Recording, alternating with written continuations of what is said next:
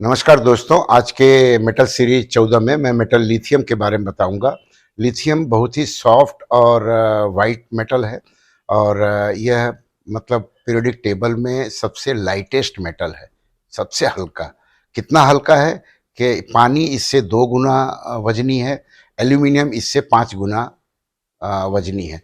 Earth crust में ये 0.0065% पाया जाता है और 20 से ज़्यादा मिनरल्स और ओर्स में इसकी मात्रा पाई गई है। लेकिन जो मेन ओर है वो स्पोडुमेन और ट्राइफेन है, राइट।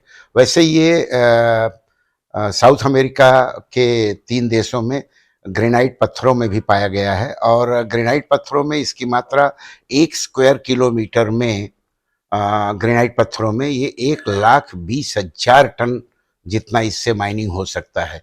तो ग्रेनाइट पत्थरों का बहुतायत में अवेलेबिलिटी होने के कारण भविष्य में इस मेटल की स्कैर्सिटी होने का चांस बहुत कम है और बहुत ज़्यादा मात्रा में यह है।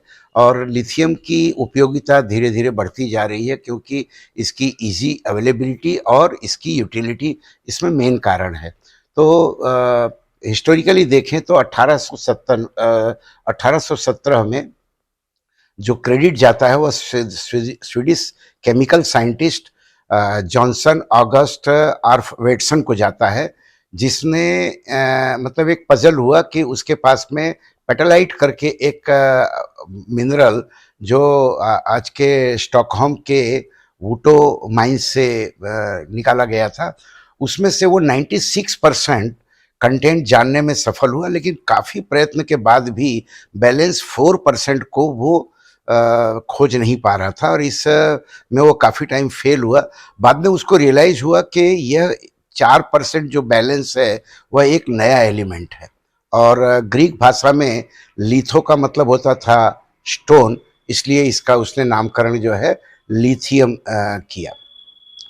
तो यह बहुत ही रिएक्टिव मेटल है और ये पहला अल्कलाइन मेटल है कि जो मिनरल में पाया गया और बहुतायत मात्रा में पाया गया।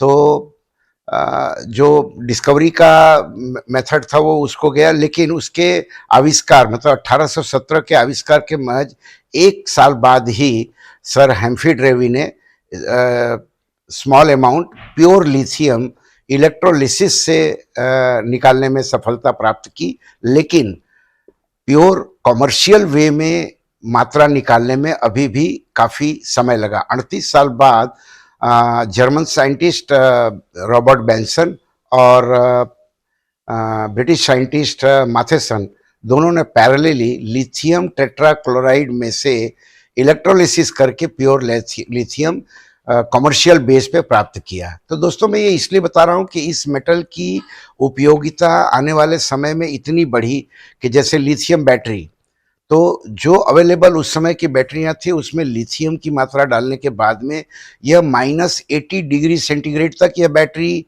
उपयोगी था। यही नहीं, 40 डिग्री से ऊपर जाने पर भी यह बैटरी उपयोगी थे। लिथियम की उपयोगिता कांच में स्ट्रेंथनिंग मैकेनिज्म और बहुत सारे दूसरे उपयोग आया और वर्ल्ड वॉर के टाइम पे इसका जो प्रचलन है और ज़्यादा बढ़ गया। कैसे कि lithium hydrate, 1 litre lithium hydrate में 2800 लीटर हाइड्रोजन की मात्रा पाई गई। तो इसका उपयोग जो है वर्ल्ड वॉर के टाइम पे लाइफ बोट और लाइफ जैकेट वगैरह में पाया गया, क्योंकि छोटे से पैलेट को पानी के कांटेक्ट में आने में बहुत ज़्यादा मात्रा में हाइड्रोजन निकलता था, जिससे लाइफ बोट और जो लाइफ जैकेट है उनको इन्फ्लेट करने में काफ़ी मदद मिली। यही नहीं, लिथियम का उपयोग वर्ल्ड वॉर के टाइम पे टीन की स्कैर्सिटी के कारण इसे जिंक में मिलाया गया और इससे जो एलॉय मिला वह टीन से ज़्यादा हार्ड और कम एब्रेसिव था। आगे चल कर के लिथियम को एल्यूमिनियम में, मैग्नीशियम में, सिल्वर में, स्टील में, इन सब में काफ़ी मात्रा में डाला गया, क्योंकि यही एक मेटल है कि जो ओपन एटमॉस्फेयर में इवन ऑक्सीजन और नाइट्रोजन दोनों से रिएक्ट कर लेता है। यही कारण है कि लिथियम के स्टिक को जो है पैराफिन या वैक्सीन के अंदर डुबो करके रखा जाता है। वैसे देखे जाए तो यह मेटल मेटलर्जिस्ट के लिए बहुत ही आशीर्वाद है। जैसे यह मेल्ट होता है 180 डिग्री सेंटीग्रेड पे, लेकिन इसका बॉइलिंग पॉइंट है 1330 डिग्री सेंटीग्रेड। जस्ट इमेजिन करिए मैग्नीशियम और दूसरे मेटलों से। तो लिथियम को अगर सेलेक्टिवली डी गैसिंग के लिए यूज किया जाए तो आप समझ सकते हैं कि मेटलर्जिकली कितना वंडर होगा। क्यों? क्योंकि यह ऑक्सीजन से भी रिएक्ट कर लेता है, यह नाइट्रोजन से भी रिएक्ट कर लेता है और हाइड्रोजन से भी रिएक्ट करता है। मतलब कि आने वाले समय में अगर आपको specialise steel, stainless steel, alloy steel, irons, abrasive grinding media balls या इस तरह के जो कॉम्बिनेशन जिसके अंदर ऑक्सीजन कंटेंट, नाइट्रोजन कंटेंट और हाइड्रोजन कंटेंट पिन होलिंग और दूसरे डिफेक्ट को कंट्रोल करने के लिए या डी गैसिंग के लिए करना हो, तो वहाँ पे लिथियम की माइन्यूट मात्रा भी काफ़ी हेल्पफुल रहेगी। तो आने वाले टाइमों में मैं कहूँगा मेटलर्जिस्ट को कि इस मेटल का ज़्यादा से ज़्यादा उपयोग करें। यह मेटल यही नहीं, यह समझिए कि मेडिकल फील्ड में इसका काफ़ी उपयोग है और दूसरे अनेकों मतलब इसमें उपयोगिता है, जैसे सिरेमिक और ग्लास में है, इलेक्ट्रिकल और इलेक्ट्रॉनिक्स में है और इसके द्वारा बनाए हुए लुब्रिकेंट्स, लिथियम के द्वारा लिथियम स्टीयरेट जो लुब्रिकेंट्स है वो -80 डिग्री सेंटीग्रेड पे इफेक्टिव है। तो आप किसी भी एक्सट्रीम वेदर पे व्हीकल जो है ड्राइव कर सकते हैं। रीजन है सिर्फ और सिर्फ लिथियम। और इससे इवन आप एयर को प्योरीफाई कर सकते हैं, क्योंकि Li2O2 लिथियम ऑक्साइड CO2 से रिएक्ट करके CO और ऑक्सीजन लिबरेट करता है, मतलब ऑक्सीजन की मात्रा बढ़ाता है।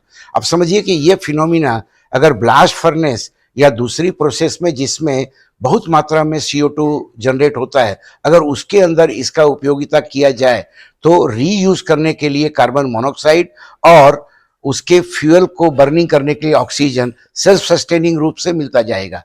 तो मेटलर्जिकली इस मेटल का उपयोग आप समझ सकते हैं। यही नहीं, यह मेटल रॉकेट और न्यूक्लियर पावर प्लांट्स के लिए भी बहुत आशीर्वाद है। क्यों? क्योंकि लिथियम 6 जो आइसोटॉप है उस पे उसका विघटन होने से हीलियम और ट्रिटियम, जो कि हाइड्रोजन का रेयर आइसोटॉप है और बहुत हैवी है, और ये ट्रिटियम और ड्यूट्रियम जो अगेन हाइड्रोजन का हैवी स्वरूप है, उसके रिएक्शन करने से इनॉर्मस एनर्जी जनरेट होती है। तो ये तो हुआ आपका थर्मल बिहेवियर। इसके अलावा यह रॉकेट और स्पेस के लिए भी यूज होता है, क्योंकि लिथियम का फ्यूल की तरह उपयोग करने से इससे काफ़ी एनर्जी जनरेट होती है। इवन नोजल और इनर चैम्बर जो होते हैं रॉकेट के, वो लिथियम से कोट किए जाते हैं हाई हीट रेजिस्टेंस के लिए। तो लिथियम न्यूक्लियर पावर प्लांट के अंदर जो स्लो न्यूट्रॉन है उनको एब्जॉर्ब कर लेता है और एब्जॉर्ब करके जो फिशन या जो विघटन की प्रक्रिया है उसको कंट्रोल करता है। तो आने वाले समय में एरोस्पेस, मतलब लिथियम से न्यूक्लियर पावर से चलने वाले प्लेन या स्पेस शटल, उसके लिए जो है लिथियम का बहुतायत उपयोग होगा। तो लिथियम वैसे तो स्केयर मटेरियल है, जैसे मैंने कहा कि अर्थ क्रस्ट में ये 0.0065% ही है, लेकिन ग्रेनाइट और दूसरे अयस्कों में इसकी मात्रा बहुतायत होने से भविष्य में इसकी कोई स्कैर्सिटी होने वाली नहीं है और यह बहुत ही उपयोगी मेटल है, बहुत ही उपयोगी मेटल। मेटलर्जिस्टों के लिए तो ग्रीन एनर्जी का यह एक बहुत बड़ा सोर्स हो सकता है। ब्लास्ट फर्नेस को जो रिप्लेस करने का सोचते हुए उनके लिए यह एक आशीर्वाद होगा, सिर्फ इसके ऊपर वर्क किया जाए। तो दोस्तों, इन सब एलिमेंट के, इन सब के आविष्कार जो है वो बहुत ही ट्रेचरस और बहुत ही मतलब कठिनाई से डेवलप किए गए थे, लेकिन उनके बाद मतलब 20th सेंचुरी के अंदर इस मेटल पे इतना काम नहीं हुआ जितना होना चाहिए था। मुझे मेटलर्जिस्टों को मैं इनवाइट करूंगा कि ज़्यादा से ज़्यादा इस मेटल का उपयोग अपने मेटल और मेटलर्जी में करें। Thank you.